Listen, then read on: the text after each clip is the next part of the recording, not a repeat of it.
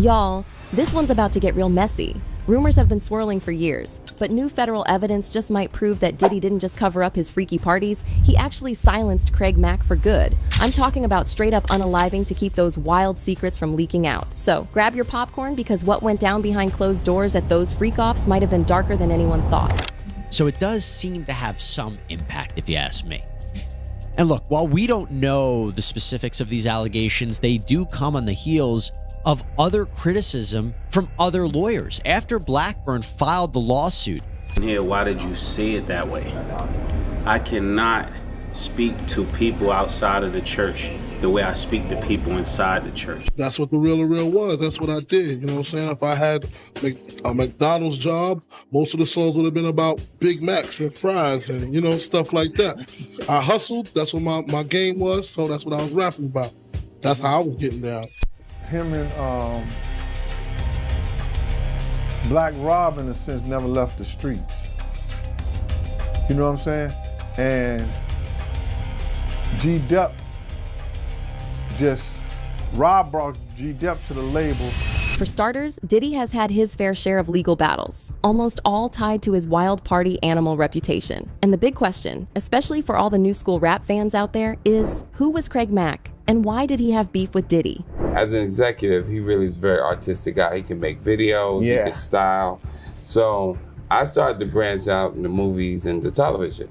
So then Puff wouldn't really listen to anybody but me.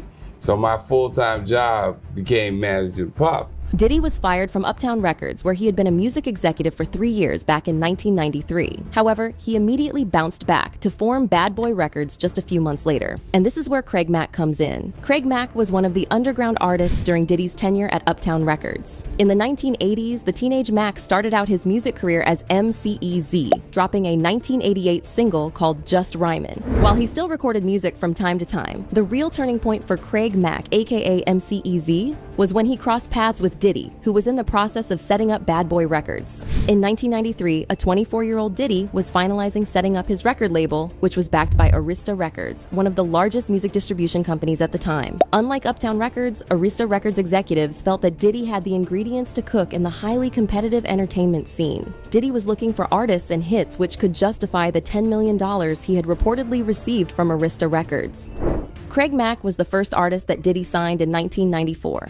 Alvin Toney, a music producer and Mack's close friend, introduced him to Diddy, which was a very pivotal stage for all parties involved. Craig Mack had his own distinctive look, a neatly combed afro that stood out in the crowd, along with his signature hot ad-lib that could easily fit into a multitude of songs. Diddy and his team had heard Mack's distinctive sound and had loved it. In one basement session within Diddy's house, going through potential instrumentals to use, the producer Easy Mo B's Flava beat came up and everyone in the room fell in love with it. The instrumental had the potential for a banger, and so they selected to work on it. Bad Boy released Craig Mack's Flava in Ya Ear as the first breakout single for the record label. While it's reported that Craig Mack initially disliked the record, he was wrong to dismiss it, as the beat was as iconic as it gets. The 1994 song was a big hit and remained one of the biggest mainstay songs throughout the 1990s hip-hop scene, easily setting the stage for Bad Boy Records to blow. It also broke records by staying on top of Billboard's Hot Rap Songs for a record-breaking 14 weeks and going platinum after 4 months of release. To put into perspective how good the song was, Rolling Stones put it into the 500 greatest songs of all time, and The Source magazine placed one verse from the song into its highly lucrative hip-hop quotables section. Flava in Ya Ear remix featured rap legends in LL Cool J, Busta Rhymes, Notorious B.I.G., and Rampage, further cementing the song as a folk favorite. Craig Mack and Bad Boy Records later released his debut album, Project Funk Da World, on September 20th, 1994. The album was highly successful and was supported by Craig Mack's second single, Get Down. He even released a song called Making Moves with Puff, which indicated big moves were on the way. On the contrary, unlike in the song where he was making moves with Puff, things started unwinding for Craig Mack and Puff Daddy's relationship. Now you see, while Craig Mack was making waves in the hip-hop scene, it pitted him against Bad Boy's other star in the name of, guess who? Yes, you got it right. Biggie Smalls, aka Notorious B.I.G. Similar to Craig Mack, Notorious was making a big buzz in the American hip-hop culture. Bad Boy Records opted to release Notorious B.I.G.'s debut album, Ready to Die, only a week before Craig Mack's own album, Project Funk Da World, setting two albums in competition with each other. Rapper to do so, Craig's debut single. Fr3akoffs became an instant hit released in the summer of 1994. It spent 14 weeks at #1 on the R-Rap charts, helping to ignite a movement in New York City's hip-hop scene. Notorious B.I.G.'s album outperformed Craig Mack's album comprehensively. Here is the catch. One man's rise can sometimes mean another man's fall. The Ready to Die album's marketing and the buzz around Biggie showed a clear indication that Diddy was positioning Biggie as Bad Boy's flagship artist, shifting his focus away from Mack. Mack himself felt sidelined compared to Biggie's album. Mack's album did not receive enough marketing to set it up for success. This came in the hindsight that Mack had played a vital role in Bad Boy's early success. You know, Puff always asking him to do something. And Biggie didn't want to do that stuff a lot of times, but he did it anyway. You know, Puff had control over Biggie, whether people want to believe it or not. And of course, Big found out, later on. He said his heart was at like 25% on operation, functioning. That's what I heard. What do you think? Possibly. You think someone who wants to kill Craig Mack? I know. What type of threat is he posing to the world these days? In the background, things were slowly brewing between Diddy and Craig Mack. Hence, the lack of promotion was also quite deliberate. No one likes being number 2, especially if it means limitations in other factors such as earnings and artistic freedom. Mack felt that he was not being adequately compensated. For instance, while his debut album, Project Funked World, was highly successful, Bad Boy kept a significant portion of the earnings while he directly earned far less. In the same case, Craig Mack felt highly limited artistically as the label limited his ability to collaborate or explore other music styles without the label's approval. According to sources close to Craig Mack at the time, Mack was frustrated with the deal he had signed with Diddy and the micromanagement he was getting from Diddy, leading to their personal and professional misalignment. Remember, this is the same Diddy who was fired at Uptown Records for his alleged bullish attitude to have his way around things. When Diddy tried to micromanage Craig, apparently Craig openly resisted, leading to Diddy sidelining him as a result. One of the most evident signs that all was not well at Bad Boy Records was during a 1994 interview on MTV's program Yo! MTV Raps, in which Diddy himself claimed that the label was working on Craig Mack's second album. Craig Mack looked visibly puzzled by the statement, and his puzzled face was more accurate than Diddy's words. Everybody out there. True. Cool. So like Puffy, what's coming up in the immediate future for the Bad Boy? I love this question. We got Big's wife dropping. Much things in store for my man. Yeah, definitely. We got a new album we're working on him to drop in January. Besides that, we about to just drop our R&B stuff. The Puff Daddy album. What about the Puff Daddy solo project? Yeah, we don't like to talk about that. Hey, Puffy, you know what? Jack is giving us that single. We're gonna go to. I got with somebody. You know what I'm saying? I'm not gonna say their names. I'm just gonna say somebody that wanted to do another album with me. So I said, cool. I gave him my price, and the price to me was low. And they were supposed to give me the money. And I go in the studio and I start banging out. So he came to me and was like, yo, I can only cut you 1/3 of the money I'm supposed to give you. I said, you know what, man, I want to do these songs. You know what I'm saying? If you're going to do this and that, 1/3, let's do it. You give me the money as we go. You know what I'm saying? I'll take 1/3 again. I'll take 1/3 again when we finish the actual recording of the album. Nothing happened. No money. So I stopped recording. I said, I'm not going to be an idiot and sit here and do all this stuff for everybody, and I'm not going to see anything from it. Next thing I know, money come, with this bullish mafia mentality with him and his goons and all that stuff like that. Talking about, yo, you owe us an album. And I'm like, excuse my French, but I don't owe you shit. You owe me money. You know what I'm saying? So if you can come up with the rest of the dough, then we can come up with the rest of the album. No dough, no records. That's it. I don't think you know what you mean when you're saying that, man. You know what I'm saying? You know what type of dude I am. You know what kind of muscle I got. You know what I'm saying? Right now, you need to be in the studio. So I said, all right, meet me up there at 7 o'clock. And I went and got one of my gunmen. My man, I'm not going to mention his name either. He came with me up there. Okay, and they saw him, and they fell back because they was gonna do something to me, but they didn't. So we talked about it. Came to definite look. No cash, no record. I'm not gonna be sitting here going in the studio all night, every night, busting my and I ain't seeing nothing from it.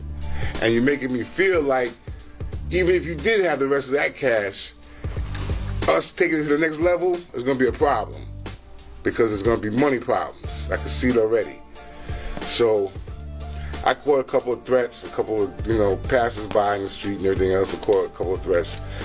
And I was sitting there, going to pick up my sister from work. And I'm in her car, I'm driving her car to go pick her up from work. And I just was sitting in the chair and I was like, God, I'm so tired of everything that's going on. I was in my sister, I called my sister because we've known each other for so long. But I was in my sister's car and I had a gun in my lap. And I'm sitting there and I'm talking to God. I'm like, Lord, I don't want to do this. But if it comes to getting ugly where somebody's going to be trying to kill me, I'm going to have to do something first or do something to prevent that from happening. Craig Mack's second album, Operation Get Down, did indeed come. However, it came in 1997 through Street Life Records and without any involvement from Bad Boy Records. When it became obvious that Bad Boy was moving on with Biggie and Craig was being sidelined, he started distancing himself. Craig Mack's friends and collaborators point out that he was very devastated, as he felt used and betrayed. How else would you feel when helping to build a brand only to be pushed aside as an afterthought when other artists come in? Decided to stop recording.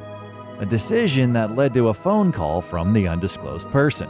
Mack said that the threatening phone call began with the individual claiming that Mack owed them an album. And I'm like, excuse my French, but I don't know you Craig tried to terminate his deal at Bad Boy Records, even going on to fill in for bankruptcy. However, it was during the heightened East Coast-West Coast conflict that pitted Diddy of Bad Boy from the East against Suge Knight, the label head at Death Row Records in the West. In fact, the idea that Suge was trying to sign Craig Mack further fueled the conflict, which reached a tipping point when Tupac and Biggie were unalived, making the environment highly toxic for Craig Mack, a former bad boy, to align with Death Row in any capacity. The situation also largely contributed to his blackballing in the music industry due to poor backing of his resultant projects. It is easy to think that Craig Mack could have had dirt and a vendetta against his former boss, P. Diddy, whose initial blackballing derailed his growth in the rap industry. Mack could easily join a bandwagon of former employees who have ended up poking holes in Puff Daddy's image by revealing dirt about him. Once again, Biggie was featured on Flavor in Your Ear remix, and the song blew up even more than the original. It kickstarted questions about Biggie on a larger scale, seeing as the original was Grammy nominated worthy. The night Pac got kicked, Craig Mack was supposed to be performing at that club that night. And I was gonna set out the Death Row East shit. See, what people don't understand, man, there was people that was trying to stop this whole shit before it got to that point, because I guess they realized, yo, listen to me, man, somebody gonna die behind this shit. Think of it. While Craig was Bad Boy's first big hit, he was also the first to leave the label. The trend followed, whereby those who had left Bad Boy Records or dissociated from Diddy, including Mace, Shine, and Loon, came out feeling duped and demoralized. Because of the way it made me feel emotionally, I broke down, started crying all over the place in the car. And I'm sorry. I was thinking about trying to do this to somebody, because it was really in my heart. You know what I'm saying? I was gonna do it. Craig Mack himself ended up shunning the mainstream music industry to move to a religious organization in South Carolina, where he stayed until he passed on. Mack and Diddy did indeed make a few contacts after the fallout, in the 2000s. For instance, he appeared Special Delivery Remix, a 2002 song by G-Dep, a Bad Boy artist. There was talk of him becoming part of tours which did not materialize though. In 2016, Diddy called, seeking him to join them on a Bad Boy Records reunion tour. The call did not sit well with Craig Mack, who apparently showed complete disinterest and moved houses. He clearly either resented the industry so much, or at least resented Diddy as much. Could he have been scared? There could be good reasons to be scared of Diddy. For one, Diddy made a name for himself due to his parties, which were infamous for their excesses. Mack was definitely a big part of the party scene during the heights of his career, indulging in the excesses of substances and reckless behavior. Some people feel that the parties contributed to unhealthy lifestyles among Bad Boy Records artists, and could have contributed to Mack's questionable choices. Diddy has also been associated with the demise of other artists over time. For one, the rivalry between Bad Boy and Death Row is one of, if not the most infamous rivalries in hip-hop. Coming off the East Coast versus West Coast tensions left a trail of tragedy and incarcerations. In 1999, Shine, an artist under Death Row, was incarcerated for nearly 10 years due to a shooting incident in which his boss, Diddy, was involved. Diddy's alleged temperament has always raised eyebrows, and it appears the Bad Boy mogul always seems to attract trouble. He turned around and called witnesses to testify against me, and he contributed, he pretty much sent me to prison. So that is the context by which you must always describe that relationship. Diddy's alleged aggressive conduct doesn't end there. In 1998, he clashed with Nas's manager Steve Stoute due to the distribution of Nas's hit collab Hate Me Now with Diddy on a crucifix, something that he had not approved. Apparently, Steve Stoute sent the wrong video, which led to Diddy him. Diddy was lucky that he was ordered to attend anger management classes. The question is, how effective were the anger management classes? Most of his current reputational challenges occurred much later. For instance, it is alleged that he once punched Drake outside a club in Miami, claiming disrespect. The reason? Drake's hit song, 0 to 100, had been given to Diddy, who ironically hadn't shown enthusiasm in planning to use it at all. It appears Diddy's temper went from 0 to 100 on this one. Diddy's alleged temperamental conduct further put him in the spotlight when, in 2015, he clashed with the UCLA football coach and an intern. The issue was termed as the coach being too hard on his son, Justin Combs, who was part of the UCLA football team. Now, a 2024 suit is targeting Diddy's other son, Christian Combs, accusing him of indecent conduct during a yachting expedition in 2022. Diddy himself was included in the lawsuit and charged with abetting his son's conduct. Diddy himself is already in a hot spot, as he is under investigation for a series of accusations of aggressive conduct towards his romantic partners. New rumors are circulating that Diddy could have had something to do with Mac's death. Could he have been afraid that Craig had some dirt on him? In one of his last interviews before he died, Craig Mack revealed that he had thoughts about taking out an unnamed person who had him based on deals that went wrong in the past. I got with somebody, you know what I'm saying? I'm not gonna say their names, I'm just gonna say somebody that wanted to do another album with me. So I said, cool, I gave him my price, and the price was, to me, was low. You know, and they were supposed to give me the money. And I go in the studio and I start banging out. So he came to me and was like, yo, I can only cut you a third of the money I'm supposed to give you. You know, the next thing is, man, Craig Mack was the one that jumped Bad Boy off. And you know, and it got so bad that Craig Mack, who died from AIDS, that man, he got brainwashed so bad from Diddy and got done so wrong. The man went to South Carolina and joined a cult with his family. Stories are brewing that Craig Mack had serious dirt on Diddy and that the feds are up on this line of investigation. There is an incomplete Craig Mack documentary in the works that could reveal even more about Diddy and his party scenes than we thought we knew. It clearly raises the suspicion that Diddy got wind of Mac's talks and did something nasty. So guys, I want to know what y'all think. Is Diddy involved in Mac's demise? Let me know in the comments, and don't forget to like and subscribe. You don't want to miss what comes next. Now to a CNN exclusive, the Department of Justice may be taking steps to indict music mogul Sean Diddy Combs. Two sources close to the investigation tell us that a federal grand jury may soon hear from Diddy's accusers. Since November, Combs has been named in 8 civil lawsuits, 7 of them directly accusing him of sexual assault. These guys have organized a mass organized effort to slander my name behind the scenes. So every time I say something, you're just seeing my part because their part is behind the scene. But I want you to know I'm up for it.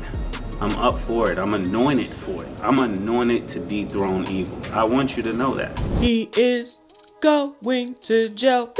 He is going to jail.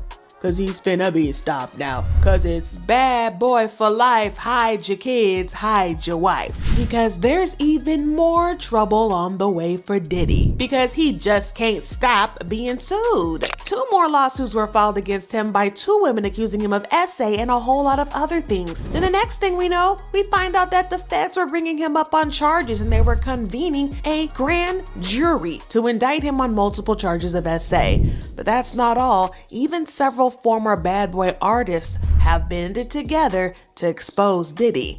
Word on the streets is that they're also bringing a class action lawsuit against him. Y'all, Diddy's going down. And by the time he's done settling these lawsuits, he's going to be in jail and broke boy for life. We have learned from 2 sources that potential witnesses have been contacted and notified by federal investigators that they may be called to testify in front of a grand jury. Y'all, I swear this Diddy situation gets worse every single day. It says a whole lot about him and not one person has come out to stand as a character witness. You know, to talk about how they had a great experience with Diddy and how he's not a monster that everybody says he is. I mean, even when our R. Kelly got exposed, we saw several celebrities come out to try to defend him, writing letters to the judge talking about how R. Kelly is a good man and blah blah blah. But when it comes to Diddy, it's been crickets. Besides Stevie J and some folks that's on the payroll. But I'm not even sure if you heard this, but Diddy has been facing even more lawsuits these past 2 weeks.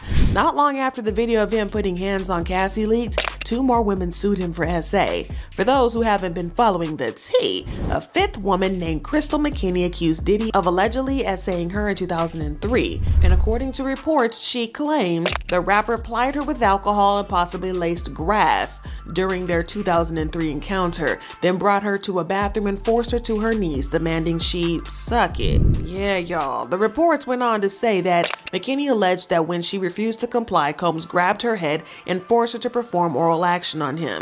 She lost consciousness and awoke in a taxi to realize she'd been SA'd, although it remains unclear whether she meant there was an additional SA beyond the oral encounter. Now, in her lawsuit, she revealed that she and Diddy met at a men's fashion week event in Cipriani, after which he invited her to his studio. When they got there, she claimed that she started drinking and they began passing joints around the group. The lawsuit said the grass was very powerful, so much so that she began to feel like she was floating and feared it had been laced with another substance. Combs then made her go to the bathroom where he forced himself on her, McKinney alleged in the lawsuit. After the incident, McKinney claimed she was blackballed from modeling and became so depressed that she tried to off herself in 2004. Now, a few days after this, a woman named April Lambros claimed that she had 4 terrifying intimate encounters from the mid-1990s to the early 2000s. She accused Diddy of battery, assault, SA negligent infliction of emotional distress, and gender-motivated violence. And according to the reports, the documents also contain claims that the plaintiff has suffered and continues to suffer harm, including physical injury, severe emotional distress, humiliation, anxiety, and other consequential damages for which she is entitled to an award of monetary damages and other relief. According to the reports, the alleged incidents happened while she was interning at Arista Records, where Diddy also worked under Andre Harrell before going on to start his own label, Bad Boy. April also claimed that around a couple of years ago, Miss Lampros was told that a video of her and Sean Combs having sex had been recorded by him without her knowing.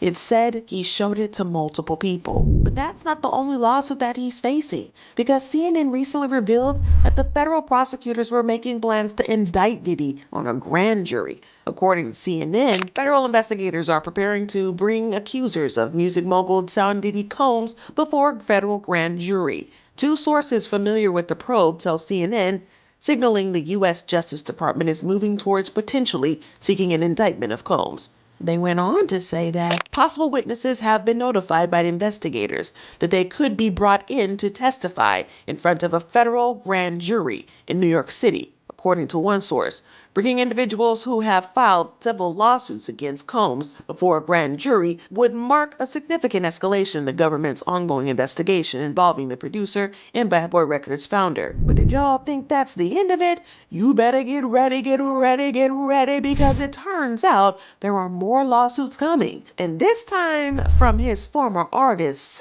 at Bad Boy Records. Now, word on the streets is that the several artists are coming out with a class action lawsuit against Diddy, accusing him of a range of things from mistreatment, stealing their masters, refusing to pay them their earned money, putting hands on them, allegedly essaying them, forcing them to work under unfavorable conditions, and a whole lot of other stuff. And given the way that we know that Diddy treats his artists, it's really not surprising. Tanya Blount, once a rising star under Diddy's Bad Boy label, recently dropped some explosive revelations about her former mentor. She accused Diddy of intentionally mismanaging her career and sabotaging it out of spite. But Tanya didn't just make up these claims without evidence. She backed them up with documents and accounts that pointed to Diddy's alleged involvement in derailing the careers of multiple artists once signed to Bad Boy. But if you've been following industry rumors or her accusations, just wouldn't be a shock to you. For years, whispers about Diddy and his label's dubious practices have been circulating. It's a familiar pattern. An artist signs with Bad Boy, releases a few hits, and then seemingly vanishes from the scene.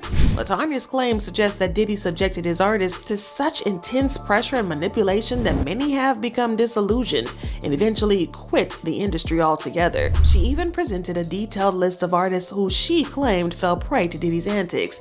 Mace, another former Bad Boy artist, has these same exact thoughts, implying that the downfall of many artists was due to their refusal to comply with Diddy's demands, which reportedly included some unsavory activities.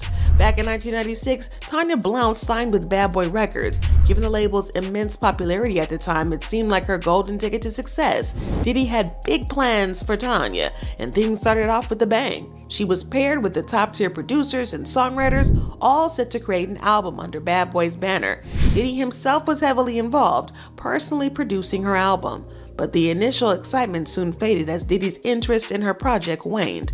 Gradually, he gave it less and less attention until it disappeared from his radar completely. In an interview with the Washington Post, Tanya revealed that Diddy had utterly neglected her project, leaving it dormant for months, which eventually turned into years. As she put it, there are only so many times that you can update a song. Well, the high hopes from 1996 clashed with the harsh realities of the music industry and Diddy's erratic focus, leaving Tanya's career aspirations in a frustrating limbo.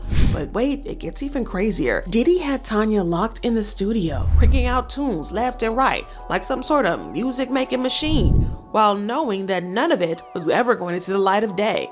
She had to suffer through recording 50 to 60 songs that she wasn't vibing with, only for Diddy to pull the plug on her album out of spite.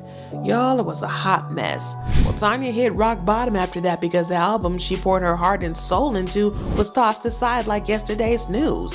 It was enough to make anyone feel like they were drowning. She's come forward saying that she was so fed up with being ignored that she felt there was no way out. She tried to unalive herself, but thankfully, she's here today to tell her story. She said it was a hard decision because that was how I was able to provide and take care of my family at the time. It was so hard, it broke me. It really did. I went into therapy with bad thoughts and even attempted to unalive myself. I was in a Dallas hospital on a 72-hour watch. I had taken pills. I decided this is it. By the early 2000s, Tanya was dropped by Bad Boy Records without even a whisper of her album hitting shelves.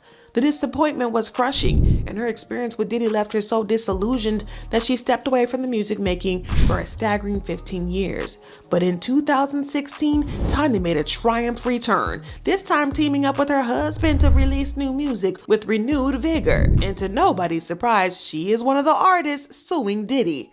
Well, Tanya's story isn't unique. She's one of the many who have grievances against Diddy. Craig Mack, once poised to be a star at Bad Boy Records, also had a similar experience with Diddy. Craig Mack was one of Diddy's artists before Diddy even discovered the notorious B.I.G., and Craig Mack's career was sidelined. However, before fading into the background, Craig was forced into collaborating with Biggie on the remix of Flavor in Your Ear. According to reports, Diddy exploited Craig to elevate Biggie's career. Neither artist was particularly eager to work on the remix because they really couldn't stand each other, but Diddy forced them to make it happen. The behind-the-scenes manipulation left Craig feeling used, which fits Diddy's pattern of using artists at the expense of others. I noticed, like, on the remix, Flavor in Your Ear, y'all worked together. That was just something I had to do, you know what I'm saying? That's politics. Puff asked me to do it. I did it. I don't fuck with that. Well, things between Diddy and Craig Mack got even worse when Craig changed his manager to someone he believed would be better for him. Well, Diddy did not like this at all and asked him to fire his manager. They had a good relationship until Craig Mack changed his manager. When Craig Mack changed his manager, Puff didn't like him for whatever reason he didn't. He told Craig, yo, if you don't fire your manager, nigga, you can't work for Bad Boy. So Craig was having problems and issues because he refused to fire his manager. Craig put his foot down, and let me tell you, it did not sit well with Diddy. Things went from bad to worse until, you guessed it, Craig found himself kicked off the roster in the blink of an eye.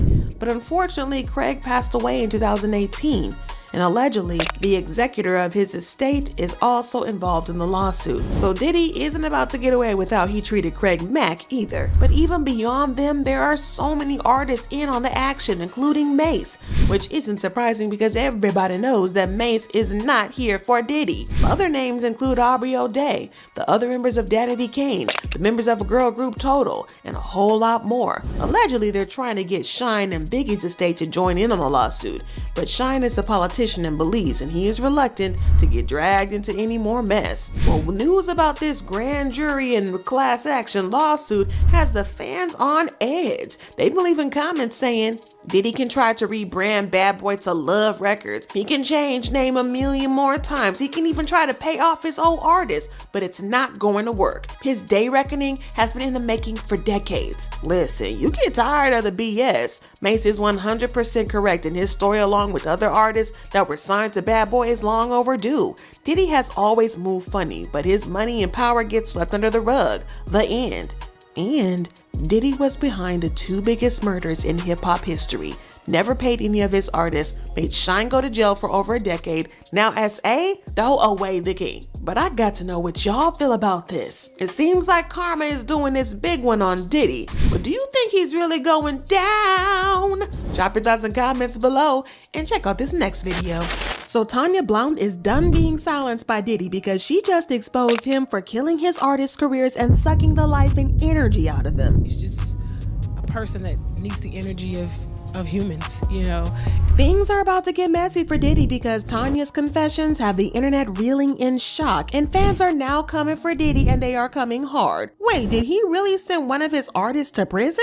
Diddy has been involved in a crazy amount of drama in the past couple of months, and it's about to get worse for him. One of his former Bad Boy artists, Tanya Blount, just came out to accuse him of mismanaging and killing her career out of spite. But Tanya didn't come to play because she has also brought receipts of how Diddy killed the careers of other artists that were signed to his label. While some might find these accusations to be wild, it actually adds up with what people have been saying about Diddy and his label for years. There have always been comments about how weird it is that Bad Boy signs an artist who drops a couple of mega songs and then disappear completely from the industry, and their careers never recover. Well, according to Tanya, it's because Diddy ruins and frustrates the artist so much that they eventually get fed up with the entertainment industry, and she listed several artists who were victims of this, starting with herself, of course. Tanya signed with Bad Boy Records in 1996, and she had high hopes for her career because, well, Bad Boy was a pretty hot label back then. And to be fair to Diddy, he did have big plans for Tanya when he first signed her, but along the line, something changed. In the beginning, he linked her to some big name producers and songwriters in the industry so they could help her work on an album that would be released through Bad Boy. He even got personally involved in the production part of things, and Tanya recalls that he was guiding the project. It was very exciting. But things went downhill when Diddy grew bored with her project and started paying less and less attention to it until he eventually lost all interest in it. According to an interview that she did with the Washington Post, she now alleges that he finally stopped working on it altogether, allowing it to languish for months. Eventually, months became years. There are only so many times that you can update a song. She insists that her issues were not just because Diddy ignored her album, because she now believes that Diddy tricked her and had been playing her from the very start. Her manager agreed with this in an interview. He claimed that they got caught up in Puffy's vortex. It gets even worse because the songs she was recording for the album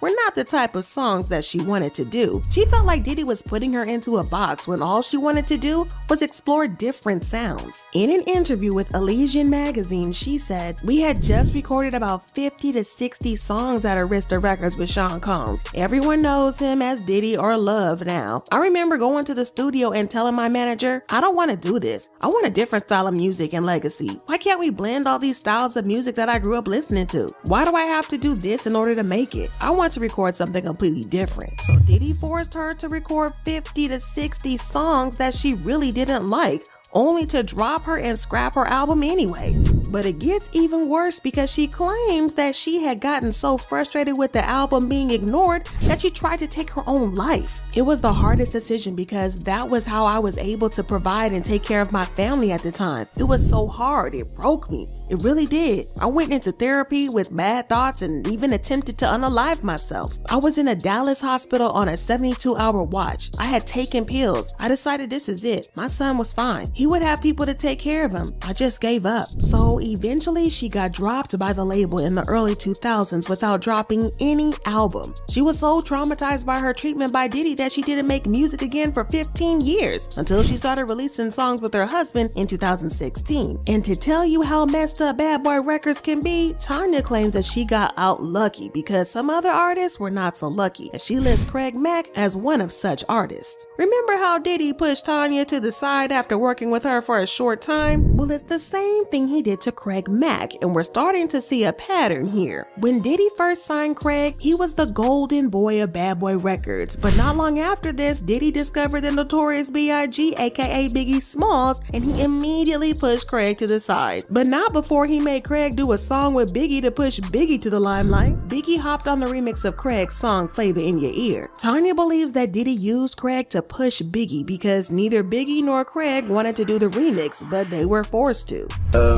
But I noticed, like, on the remix, Flavor in Your Ear, y'all worked together. That was just something I had to do, you know what I'm saying? That's politics. Puff asked me to do it. I did it. Things between Diddy and Craig got even worse when Craig changed his manager to someone he believed would be a better fit for him. Well, Diddy didn't like this and asked him to fire his manager.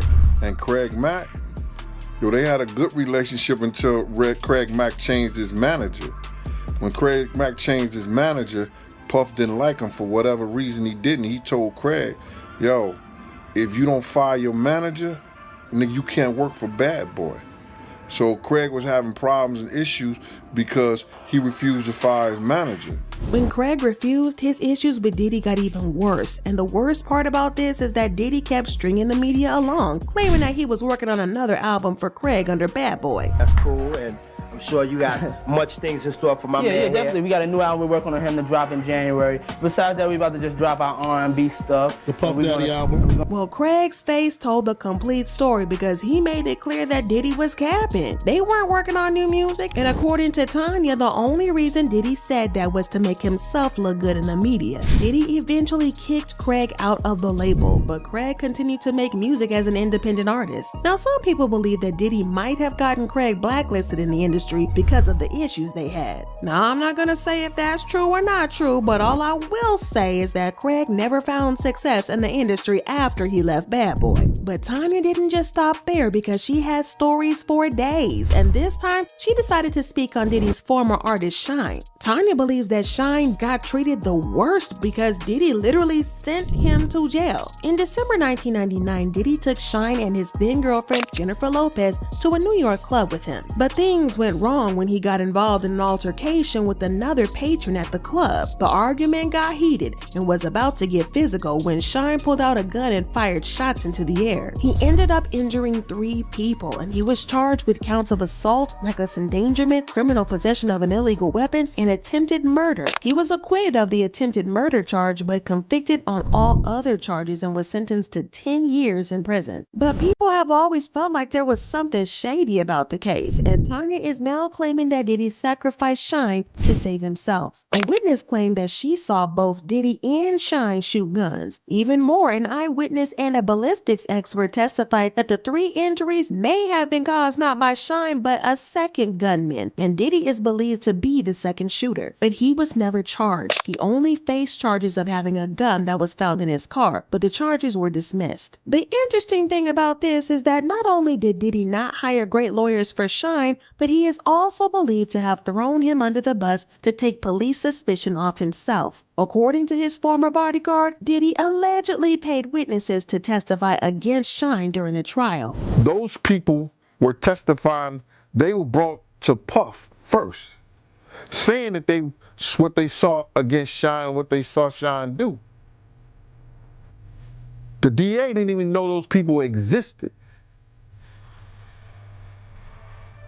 You understand what I'm saying? Shyne said it himself, y'all.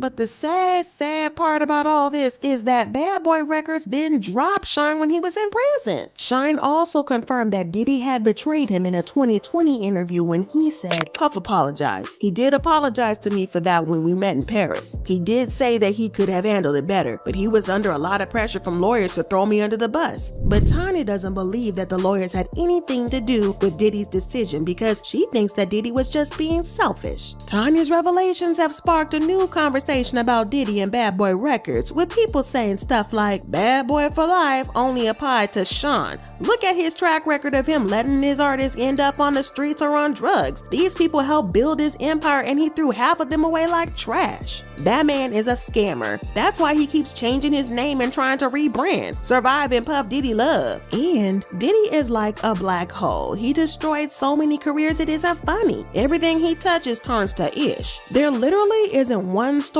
about someone signing with Bad Boy that ends on a good note. I'm one of those people that never believed in curses and blood sacrifices, but something is up with Puffy. Now I have to hear back from you guys about this. Do you believe Tanya's claims about Diddy being shady, or do you think she's just being bitter? Don't be shy and drop your opinion in the comments. And if you think that this drama was shady, well listen baby, you better check off this. When we signed with Bad Boy, they was like the Chicago Bulls or the Lakers in the early 80s, you know what I mean? It was a no-brainer. Friction for a long time, but do you remember the moment you decided you needed to leave Bad Boy to move on to the next chapter? It was probably after the argument with Diddy, when Styles threw the chair at Puff.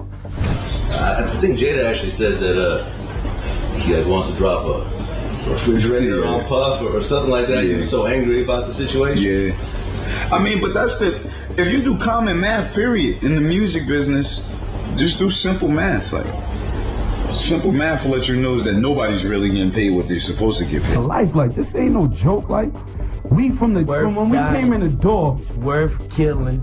It's worth throwing it out the window. When we came in the door, we ain't no greedy dudes. We all know Diddy has a rep for screwing over a bunch of artists through his iconic label records. But did you know the LOX were the first to go head-to-head with him and get out of their contract? Signing to Bad Boy Records seems like a dream, but behind the glitz and glamour, there was trouble brewing. The LOX felt trapped in a deal that didn't reflect their true artistic vision, and they weren't about to let Diddy take advantage of them without a fight. Yep, these guys didn't just take it lying down. They went all out with some insane threats to get free. After dropping their debut album on Bad Boy, the LOX, featuring Styles P, Chic Louch, and Jadakiss, quickly realized they'd signed a deal with the devil. Unlike other artists who quietly